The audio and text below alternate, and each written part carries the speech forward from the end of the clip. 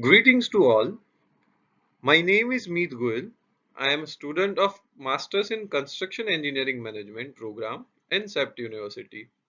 As a part of our pedagogy in second semester, we have a subject Studio 2 in which we have undertaken a case study of precast high-rise residential building.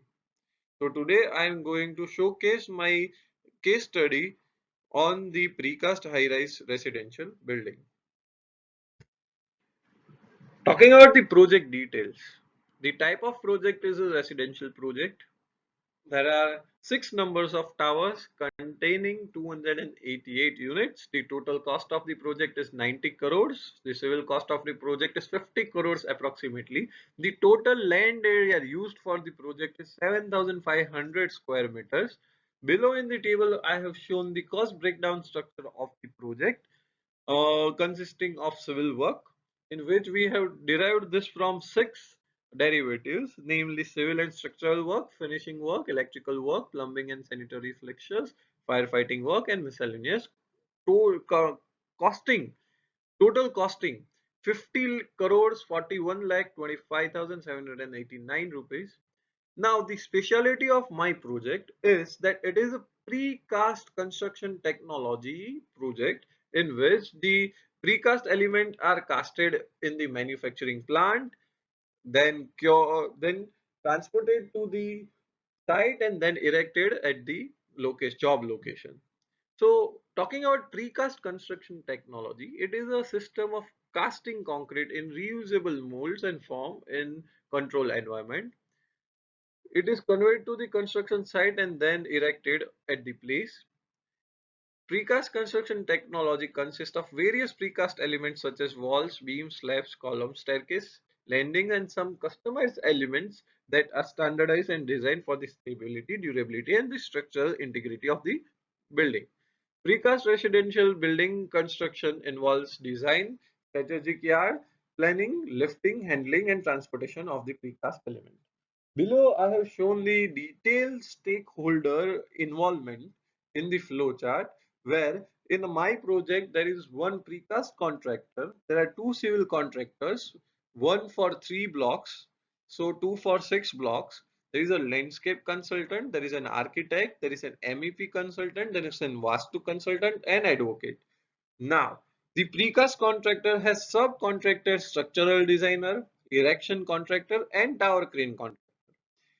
The project duration is approximately 2 years, starting from January 2021 to December 2022. So, the types of contract. Now, here we have many stakeholders combining together to complete this project, and there are three different contractors allocated the work. So, I have detailed out the type of contract for each and every category. So, earthwork is given on item rate basis. Cast in site work is given to one civil contractor for labor and another for item rate contract.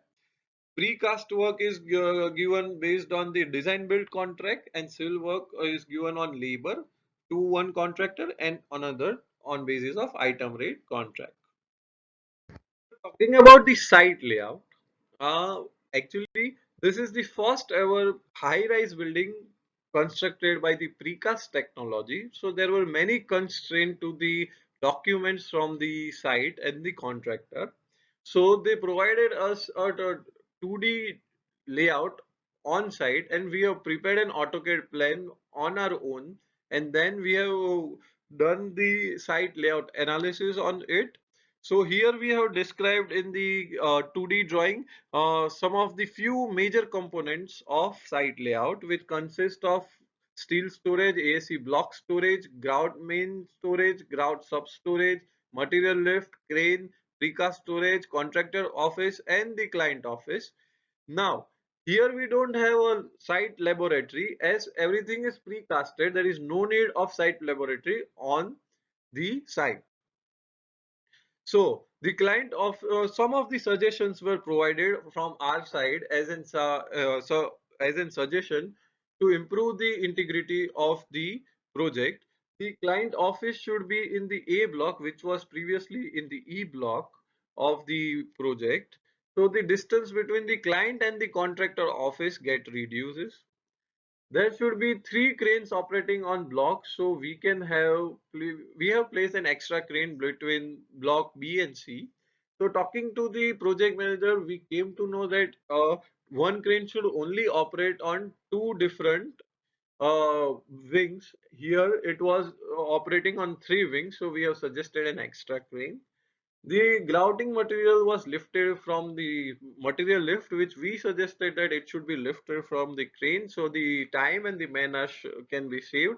And the precast elements are placed all over the site as such that there is no room for the heavy vehicles and trolleys to move in the site. So we have suggested that precast elements should be kept as such that there is a room for heavy vehicles and trolley to mobilize through the site.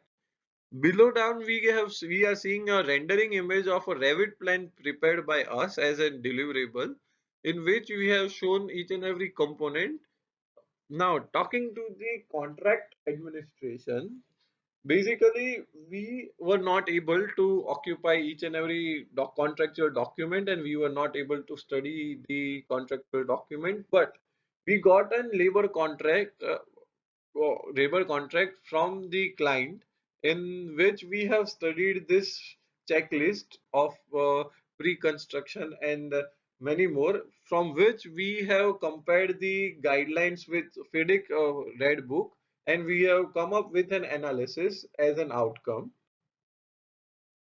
Cost of quality. What is cost of quality? Cost of quality is defined as a methodology that allows an organization to determine the extent to which its resources are used for activities to prevent poor quality that appraise the quality of the organization's product or service, and that result from an internal or external failure.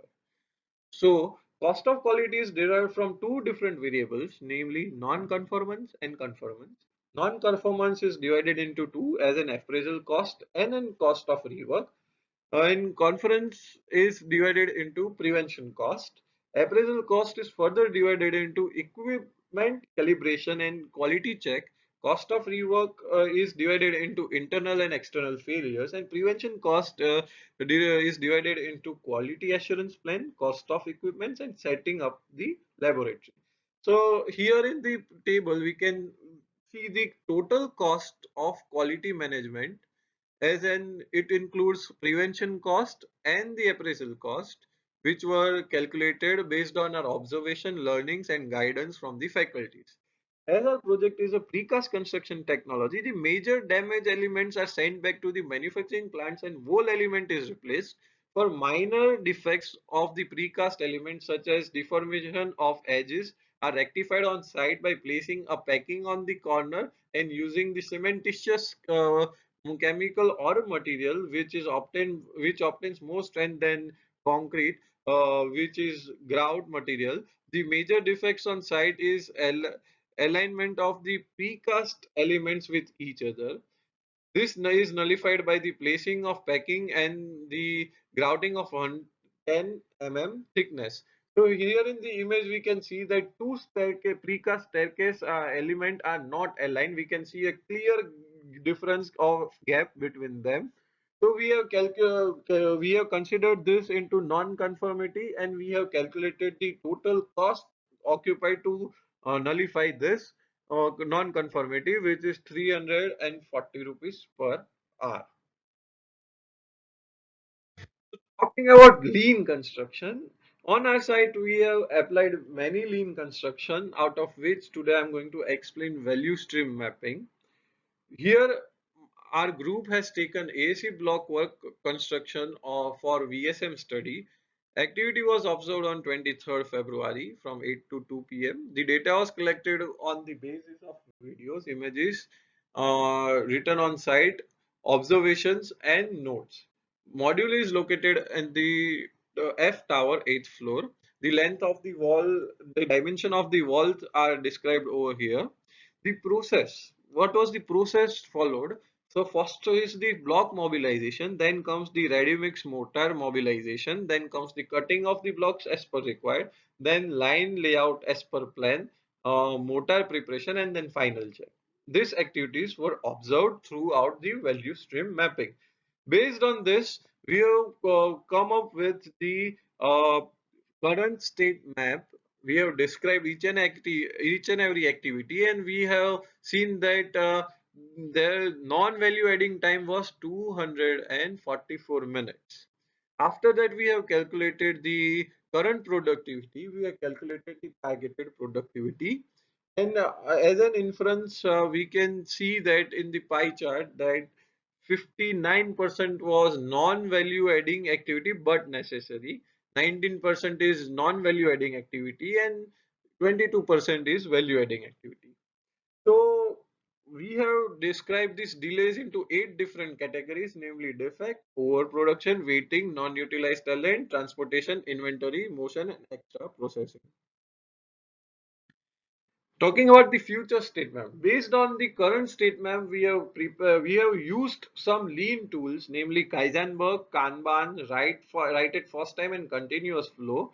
Based on that, we have prepared a future state map, and we have reduced the time of the activity based on our learning experience and the guidance from the faculty, and we have calculated the future productivity, which was 0.45, so it was more than the targeted productivity. So hence this value stream mapping application of lean tool was effective on this activity. Based on this, we have prepared the future state map. So VSM, we can identify a clear flow procedure of the numerous tasks that must be done and their interdependency for ASC block activity. We have evaluated several time lengths for each minor activity, giving us a clear image of whether or not that activity is essential. A strong distinguish between MODA 1 kind 1 and MODA kind 2, which is non-value adding activity and non-value adding activity but necessary, was discovered for this. The result of using several lean tools to reduce waste and time spent on this task is the main motive. Tool applied on our site was Foreman Delay Survey. So, Foreman Delay Survey is an approach of lean construction to identify the delays of workers associated in the job, ranging from doing any non-productive activity, even as simple as drinking water or roaming around or waiting for instruction from crew members. The types of delay identified were supportive delays and recoverable delays. Further, in which supportive delays were disintegrated into housekeeping, waiting for material, waiting for tools, waiting for information. Recoverable delays were disintegrated into waiting for fellow crew members, unexplained and unnecessary moves, change and redoing work, and unscheduled breaks. So basically, these supportive delays are the delays which are in favor of the labor or mason, and the recoverable delays are the delays which we can recover from that. So on the right hand side top, we can see the total time distribution, in which we have calculated for the mason working hour, the delay or waste time for the mason. We have calculated for the helper as well. After that, we have concluded it into the percentage. The total mason working time was 66%, the delay was 33%, helpers working time was 63%, and the helpers delay time was 66%. Here, percentage share of man hours delay observed in the percentage for both the mason and the helper are calculated out of the total working hours of the mason and helper, which is 4.67 hours. The block mobilization was a continuous process which should be done prior to the work. Here, it was observed that one more helper should be allocated at the job site to make work easier. On site, helper was working for different job site, and the ready mix mortar was also prepared by the same helper. So these were the issues faced by the helper to complete his task, which in which we have given suggestion. So here we have describe this delays and the percentage, in which we can see that for the mason the maximum delay was for the waiting for information, and for the helper we can see that maximum delay was about the unexplained and unnecessary moves. So ultimately, this delays ultimately targets the cost. So here we have also done the cost analysis for this foreman delay survey, in which we have observed that almost 60 to 70 rupees were costed to the contractor as an delay in time of the cost. For the mason and for the helper it was 30 to 40 rupees. So we have given some of the suggestions. The helper, while sitting idle, can be assigned the work. Wooden hammer and chisel can be provided to the helper for the cleaning of the cement slums and etc. etc. We have described it in detail. Third, lean tool applied on our site was 5S. This 5S was applied on the grouting material. So this is the process, and the highlighted gray area in the process is the area where we have applied this 5S. So the process contains the ordering, unloading, cube testing, grout material shifted at the material lift, then upward movement of the hoist, unloading of the grout movement, and transportation of the uh, grout to the work site. So basically 5S is a method which was developed in Japan with the goal of optimizing the administrative center operation. So this 5S consists of five major disintegrated topics, namely short, set in order, shine, standardize, and sustain, to optimize the productivity and outcome of the application. Here we can see the chart in which we have shown the main storage area of the grout, and in each and every wing with yellow color we have shown the sub storage area. Talking about the safety and green building, so safety management plan is a very essential topic for each and every contractor and each and every client. So on our side, there is one safety engineer provided at the site from the contractor side for the health and safety issues on the site. He himself handles the safety issues on site, interrogates the accidents, and fills up the HIRA forms. Also gives the penalties and incentives. So upside on the left side, we can see the safety management plans, which consist of safety policies, safety certification, safety management, and safety schedule. Safety management is further disintegrated into toolbox stock, first aid, HIRA forms, and accidental reports, and safety schedules are disintegrated into incentives and penalties. So on our side, this safety procedures are followed. Uh, Below down we can see the penalty claim on the site, where the first warning is given to the employee orally, second warning is given on the basis of penalty of 500 rupees, third warning on the basis of 1000 rupees, and fourth is the termination.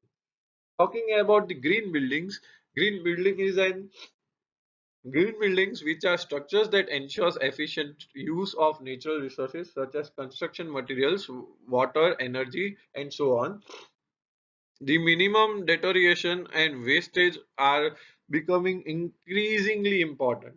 So the IGBC rating system is being used for the project. In order to obtain the IGBC certificate, the contractor has received the pre certification of the IGBC gold rating.